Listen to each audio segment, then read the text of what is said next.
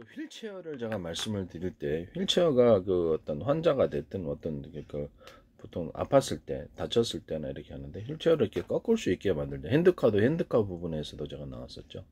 그래서 뒤에 너 이렇게 꼿꼿이 있으면 사람 너무 불편하거든. 약간 잠깐 기댈 수 있도록 약간 이렇게 꺾을 수 있는, 그래서 환자의 편의성을 도모한 휠체어를 제가 말씀을 드렸어요. 이 부분.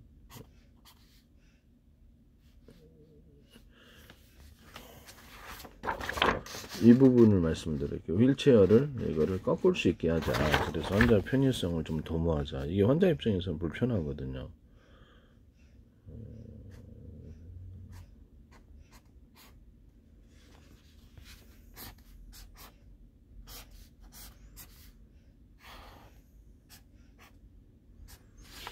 이렇게 뒤로 살짝 꺾을 수 있게 하는 휠체어. 그 다음에 손 잡을 데가 없어요. 이러고 있어야 된단 말이에요. 이것도 불편한 일이에서 손잡이를 안에서 꺼내가지고 살짝 손을 걸칠 수 있도록 옆에 이렇게 손잡이가 있다 그러면 손잡이를 이렇게 이 정도 확장을 시켜가지고 손잡이를 양쪽으로 해서 확장을 시켜서 손을 이렇게 걸칠 수 있는 그런 거 하시면 제 기술로 되겠습니다. 그리고 이제 이렇게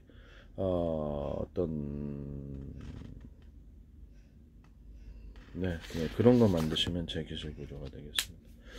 이게 매우 중요한 부분이고요. 그 다음에 쿠션 부분인데 쿠션 부분이 휠체어의 쿠션 부분인데 고밀도 탄력폼 쿠션, 고밀도 탄력폼 쿠션. 그러니까 재질이 다른 거라도 이런 원리로 딱 고밀도 탄력폼처럼 이렇게 좀 어느 정도 딱딱하면서도 이렇게 좀 쿠션이 좀 있어야 되겠죠. 고밀도 탄력폼 쿠션, 고밀도 탄력폼 쿠션 이런 식으로 의자를 만든다고. 자동차 의자, 쇼파 또는 침대 또는 병원용 어떤 침대 이런 걸 만든 이런 원리로 이렇게 만든다. 좀 더 푹신하게 만들려면 고밀도 탄력폼이 기초가 된다고 했을 때 고밀도 탄력 밑에 부분은 고밀도 탄력폼 두께가 좀 있고 대중소 이렇게 중간 부분 이렇게 두께를 틀리게 고밀도 탄력폼을 만들어 주면은 무엇보다 푹신한 침대가 되는 것입니다. 뭐 그렇게 해서 의자를 제작하시거나 이렇게 할 수 있어요. 그래서 두께를 틀리게 한다는 거죠. 뭐 그런 원리로 꼭 고밀도 탄력폼이 아니더라도 다른 소재로 만드시더라도 이 원리를 담고 있으면 제 기술입니다. 그 다음에 이불 같은 거 만들 때도 이불천, 구름섬, 이름천, 구름섬 이런 식으로 이불을 만들면 따뜻하다고 해서 침낭 같은 데도 들어간다고 제가 말씀을 드렸고요. 아니면 그 텐트 같은데, 텐트 같은데도 이렇게 거기다 부착식으로 이렇게 찍찍이 부착식으로 하셔도 되고, 이렇게 그 약간 그 천구름섬 이렇게 충전재가 구름섬 아니더라도 괜찮아요. 그래서 다른 거 들어가도 상관없는데 그런 식으로 해서 천구름섬, 천구름섬 이런 형태로 딱 부착을 시켜가지고 텐트의 보온을 이루거나 텐트 안에 비닐 안에 뽁뽁이 들어가는 경우, 비닐 안에 뽁뽁이 들어가는 그런 것을 두 겹도 해도 괜찮지만 보통 한 겹 정도면 될 것 같아요. 한 겹 정도. 뽁뽁이가 비닐 안에 들어가 있는 거예요. 비닐봉지 안에. 그래서 그것을 딱 이렇게 찍찍이나 접착식으로 유리 같은 데는 붙여가지고 보온을 이루는 그거 말씀. 거기다 이제 구조형 알루미늄까지 같이 할 수 있다라고 얘기했고요. 또는 비닐하고 구조형 알루미늄이 같이 결합된 구조를 만들어서 이렇게 열의 복사. 텐트 안에서 사람 체온이 있고 이렇게 열이 또 있으면 열의 복사를 이루어서 방안을 이루어주는 그 비닐과 구조형 알루미늄이 이렇게 결합된 텐트 자체를 이제 그렇게 만드셔도 되는데 텐트 자체가 있다 그러면 그 텐트 천 안에 구조형 알루미늄이 들어간다는 거죠. 또는 거기에 구조형 알루미늄이 아니더라 비닐이 들어가도 돼. 그럼 완전한 방수를 이루는 것. 텐트 천 사이에 천과 천 사이에 그렇게 하셔도 세계수를 구조가 되겠다라는 것을 말씀을 드립니다. 붙였다 뗐다 할 수 있는 건 이렇게 양쪽에 이렇게 뭐 양옆면, 앞뒷면 이렇게 밑에 바닥까지도 가능하다. 그것을 자동차형으로 만들어서 이렇게 자동차에 붙여가지고 딱 안에 방한 구조를 만드는 그런 것이 되고 이게 이제 집안에서도 이런 것은 창문에다거나 벽에다가도 부착을 시키거나 비닐하우스나 축사 같은 데도 그렇게 할 수 있습니다. 에어를 집어넣어 가지고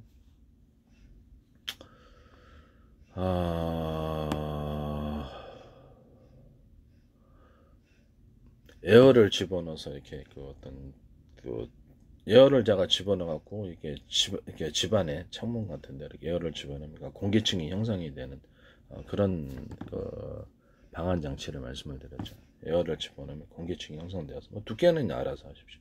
창문에 부착시키고 열었다 닫았다 벽면에도 할 수 있고요. 그건 밑바닥에도 할 수 있어요. 텐트 같은 데도 이렇게 밑바닥에 에어를 집어넣어주면 이렇게 에어 매트와 같이 결합된 텐트 이렇게 말씀을 드렸었죠. 평상시 그냥 밑에 바람 딱 집어넣어주면 에어 매트가 되는 거예요. 그럼 이것을 옆이나 앞뒤에도 할 수 있겠죠. 그럼 이제 방한 장치가 에어층이 형성되어 방한 장치가 됩니다. 그와 같이 만드시면 제 기술입니다. 그리고 텐트의 안에 부분과 바깥 부분에 이렇게 징을 박을 수 있게 하는 그런 구조가 매우 중요한데 바람이 너무 쉽게 날아가죠. 그래서 안에다가도 이렇게 사면으로 이렇게 그 징을 받고 밖에도 이렇게 그 텐트 줄을 징을 받고 이런 구조는 잘 이렇게 바람에 날아가지 않아요. 상대적으로 이와 같이 안과 밖에 이렇게 징을 받아서 땅에 고정시킬 수 있게 그렇게 만드시도 제 기술 구조가 되겠습니다. 그 다음에 모기장, 모기장을 붙이는 모기장을 말씀을 드리죠. 이렇게 텐트나 차량 같은데 붙여가지고 모기장을 일시적으로 만든다. 창문에도 이렇게 붙였다 뗐다 접착식으로. 붙이는 모기장은 집에서도 사용할 수 있는데 집에다가 창문에다 딱 붙여갖고 붙이는 모기장을 만들어서 모기를 예방할 수 있습니다.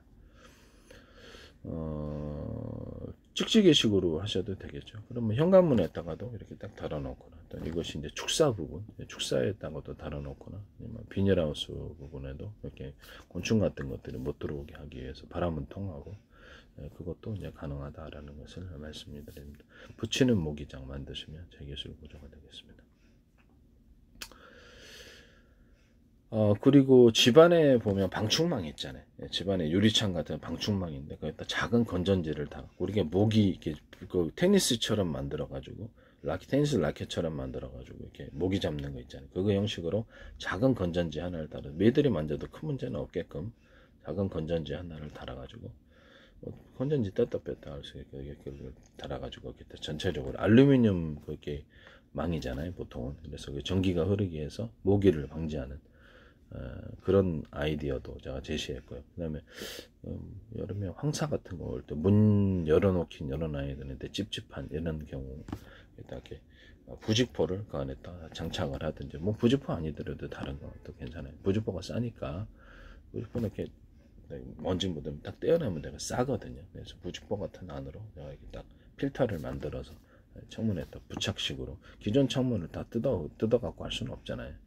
부착식으로 해서 우리가 이렇게 마스크 필터 하는 것처럼 여기서 창문 환기는 환기는 해야 되고 그래서 그런 부직포 같은 그래서 먼지를 걸러내면서 환기를 좀 시켜주는 그런 안을 제가 말씀을 드렸습니다.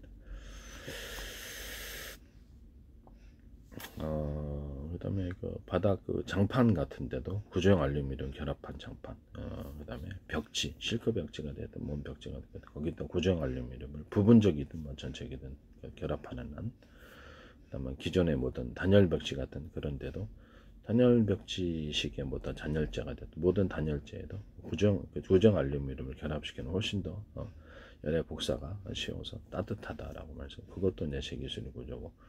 그다음 건축 내부의 판넬 구조에도 구조형 알루미늄을 같이 결합시켜서 열의 복사를 이루는 그런 아이디어도 제가 말씀을 드렸습니다. 이것은 방문 같은 것도 플라스틱 문으로 만들자 그랬는데 거기다 우드를 붙여가지고 이렇게 우드식으로 만들어주고 플라스틱 이렇게 외부 침입이 쉽지가 않잖아요, 그죠? 다른 나무 문은 부술 수가 있는데 그래서 그렇게 해서 만드셔도 제 기술입니다. 거기다가 또 구조형 알루미늄을 해서 추가적으로 방한 장치를 만드는. 근데 현관문조차도 이렇게 플라스틱으로 이렇게 만들어놔도 상관없지 않느냐라는 생각이 들긴 합니다.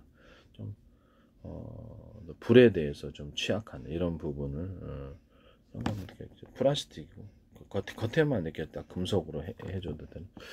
어쨌든 플라스틱 무늬라도 상관없지 않느냐 현관문도라는 생각이 드네요. 다양한 무늬가 들어갈 수도 있고 그림에 불투명하게 그렇게 해서 현관문도 플라스틱 문으로 만들고 그다음에 강화 유리문 현관문에 들어올 때 강화 유리문인데 그것도 플라스틱으로 깨지기 쉽잖아요. 플라스틱으로 바꾸고 그렇게 하셔도 재기술 구조가 되겠다라는 것을 말씀을 드립니다. 강화 유리면 깨지기가 쉬우니까 돈이 많이 들잖아요.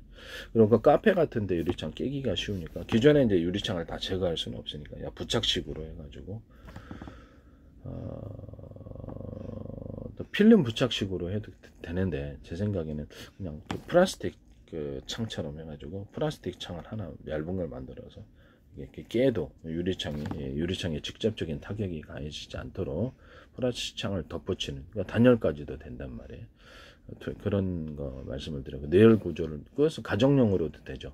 식당, 카페 뭐 이런데 깨지기 쉬운 유리문 안팎으로 또는 안 되면 그걸 원하지 않으면 바깥의 부분만 침입이 쉽지 않게 그렇게 만드시면 제 기술입니다. 기존의 모든 아파트 유리창이라든지 이런 부분에도 바깥의 부분이거나 여기 베란다 거기다가 플라스틱 창을 덧붙이는 하는 말씀을 드려서 이게 했더니 YTN에서 보도가 나오시더라고요. 그래서 YTN에 제 기술이 너무 많이 들어가서 제 아이디어입니다. 네.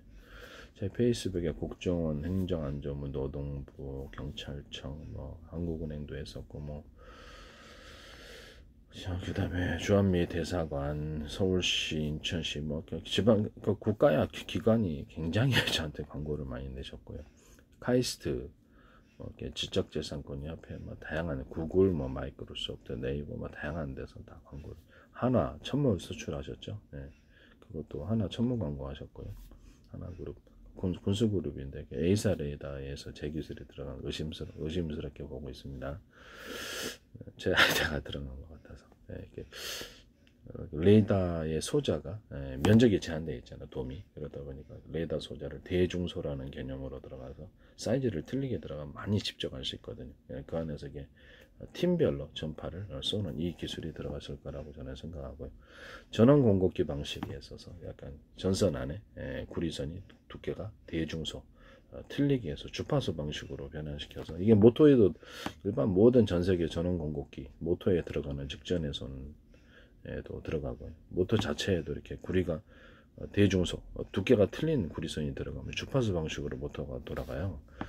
그다음에 거기 연구자석도 서로 두께가 틀린 여러 겹의 연구자석 보통 한 겹 들어가는데 여러 겹의 연구자석을 해놓으면 이게 굉장히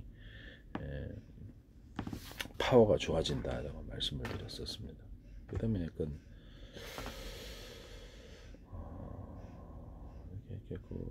이런 부분에 대해서도 이렇게 기술이 들어갔을 거라고 저는 생각하고 있습니다. 네, 이런 부분들에 대해서 제 기술이 사실상 여러분들 서울시에서 비상빌도 하시고 비상빌도 제한이 되는데 그 부분도 이제 하셨어요.